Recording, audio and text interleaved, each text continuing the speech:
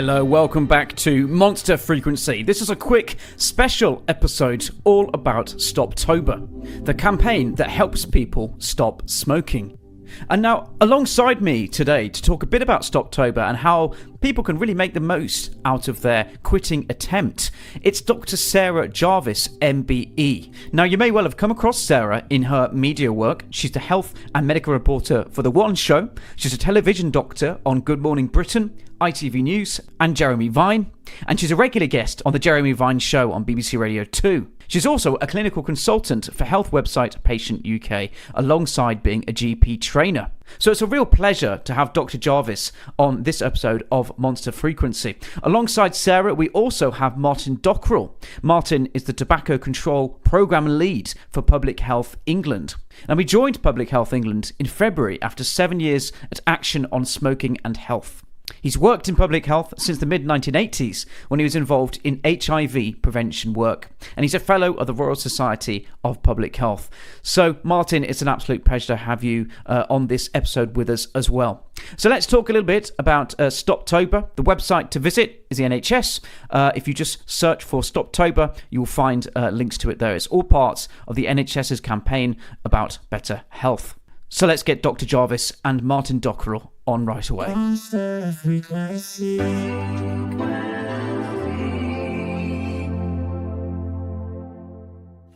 name is Dr. Sarah Jarvis. I have been a GP for 31 years, would you believe? And I'm also a medical broadcaster. Thank you, Dr. Jarvis. My name is Martin Dockrell. I'm head of tobacco control for Public Health England.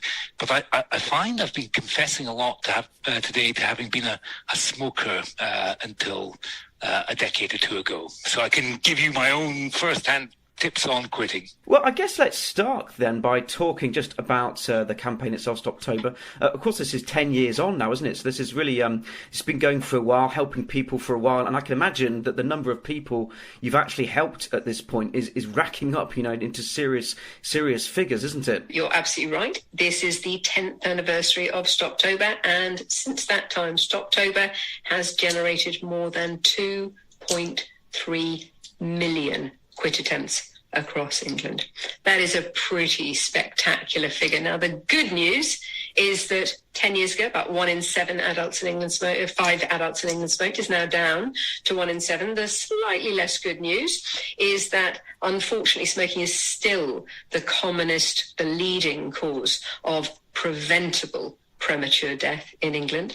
But STOPTOBER is back, bigger and better than ever before. There has never been more support available than there is this year. Everything has changed in the 10 years since we first did our very first STOPTOBER.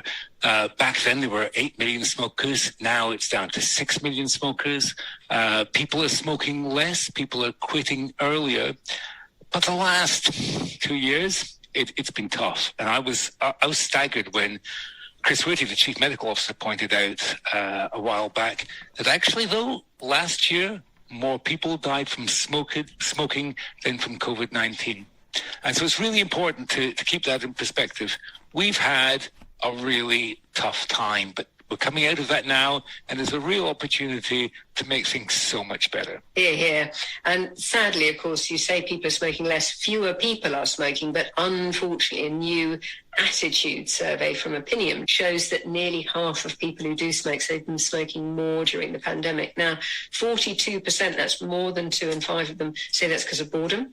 And unfortunately, almost exactly the same number say that it's because they're anxious about the pandemic. And I think this is one thing that if there's one message I really want to get across, I cannot tell you how many times patients have said, I can't stop smoking. It's the only way I can deal with my anxiety. Now, actually, I completely get that, because you're right. You do, in the very, very, very, very, very short term, feel less anxious when you have a cigarette. Why is that? Because unfortunately, unscrupulous cigarette manufacturers go to a huge amount of time, effort and trouble to get that hit of nicotine into your brain as quickly as they possibly can, which is where it attaches to those pleasure receptors. Now, what of course then happens, because nicotine is so addictive, is that actually almost the moment you finish, the levels start coming down, and then you're getting withdrawal symptoms. So of course, by having a cigarette, you are going to catch those very short-term withdrawal symptoms. But it's so important to remember that even if you can stick with it just for 28 days, firstly, the whole point about Stoptober, and the clue is in the name, October, Stoptober, if you can quit for 28 days, you are 5 times more likely to quit for good. And by that time, if you have stopped extraordinarily, and people really, my patients just find this really hard to believe, once you've got through that very short-term withdrawal phase, you have reduced anxiety, reduced depression, reduced stress, more positive mood compared to people who smoke. Why? Because you are not spending hours every day dealing with those withdrawal symptoms. And people forget that, you know, they go, oh, well, I couldn't cope with the withdrawal symptoms if I stopped smoking. You're getting withdrawal symptoms every day, many times a day. So when I did quit finally successfully, so it's, you know, a sentimental thing for me that this is the 10th Stoptober, because actually it took me 10 annual attempts before I finally quit for good. So never give up on giving up. But when I did it successfully at last, I built in more running, going back to the gym, got swimming for the first time in years. And it was staggering how quickly my performance began to improve. I could really tell at the gym, my stamina improved, my breathing improved, and I just felt so much better. Now, I think it's really just worth our while pointing out there, Martin, that while it took you 10 times to stop smoking and the average person takes about 3 times to stop smoking, it is not inevitable that you are going to fail, because, of course, when Martin stopped smoking 20 years ago, we didn't have any of these support tools that we have today. There was very little available. You know, Stoptober, we've got a website, a Facebook page, a messenger bot, an online community where you can talk to the 75% of smokers who wish they'd never started, who, if they could go back in time, would never have smoked. You can get an online personal quick tool that gives you the right combination of support for you. It could include nicotine replacement, it could include vaping, it could include medication.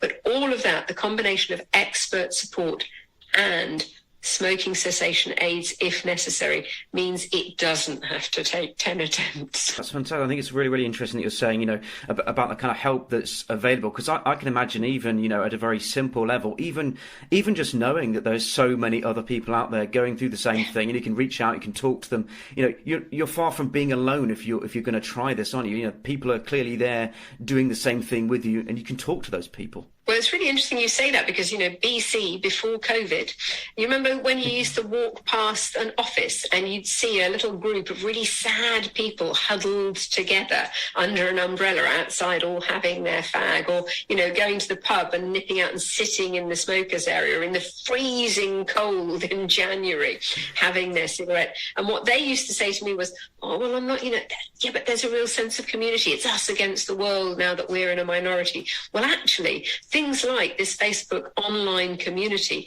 that is a really great way of talking to like-minded people. And likewise, I get a lot of people, a lot of my patients, when they've failed in the past, and I say, well, what did you do? What did you do? Well, I didn't tell anybody. Well, why not? Oh, because I didn't want to be a failure.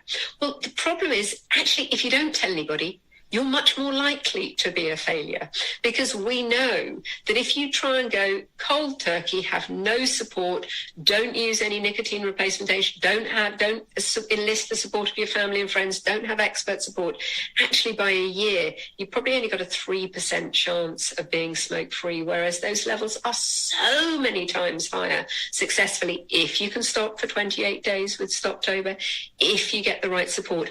And the really interesting thing is, if you tell people around you, your loved ones, your family, your friends who don't smoke, they will be delighted to help. But actually, if you tell the people around you who do smoke, there's at least the 50% chance that they want to quit too. So maybe you could get them on board as well. So healthy behaviors, there's good research on this, healthy behaviors and unhealthy behaviors are contagious. We pick them up from the people around us. And so quitting together, and this is the whole idea behind Stoptober, having fun with other people, quitting together as a team effort. So make your own quit group. Enlist your brothers and sisters, your mum and your dad, your boyfriends, your girlfriends, your mates in the pub. Just find the ones because like if you're a smoker, there's a good chance quite a few of them smoke too. You can all take different routes to quitting, whichever one suits you. Swap tips, encourage each other, occupy each other. So get out there and do that exercise together, sit in the garden, go for a walk with a dog. It's so much more fun and so much easier when you're not doing it alone. Yeah. Couldn't agree more. Thank you very much, both. I'd just like, if that's okay, just really briefly to return to what I think is, a really key message for people out there. And you were kind of saying that, this is kind of reflected in, quite often you'll have your patients reporting this to yourself, Dr.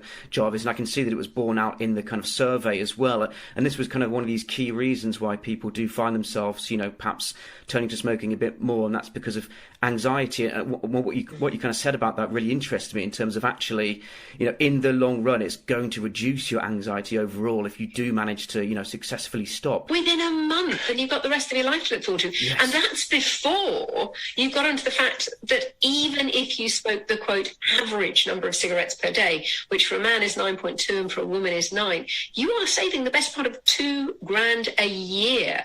Well, given how many people so sadly have suffered financially during the pandemic, that's got to be a good reason for less stress too. Yes. Look, by November the 1st, you'll be feeling so much better. Just going to head towards closing by just asking if it's okay for you to point out, any resources that you might have off the top of your head. Are you ready, Sarah? We're ready. 1, 2, 3, 2, 1. Search Stoptober.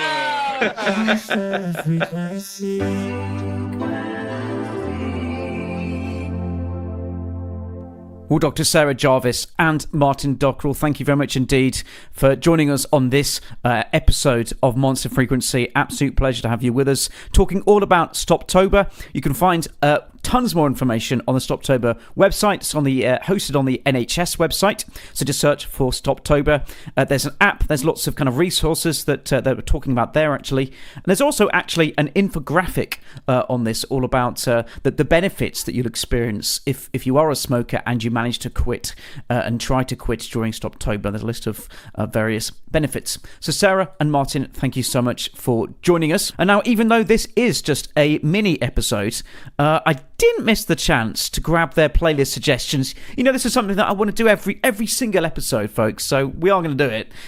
So let's find out, what does Dr. Sarah Jarvis and Martin Dockrell listen to, and what do they suggest for your playlist? Let's find out.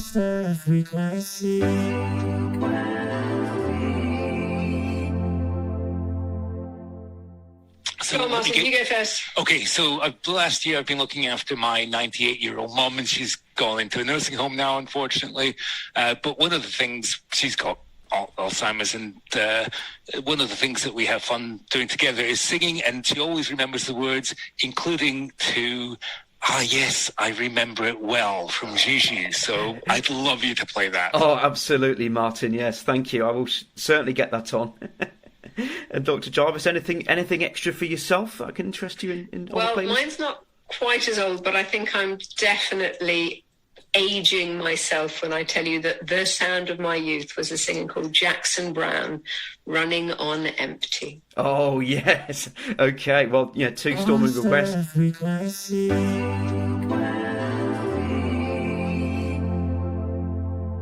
Well, that's it from me. This was a mini episode of Monster Frequency. Do watch out for our next full-length episode. We'll be out soon. Bye for now. Bye!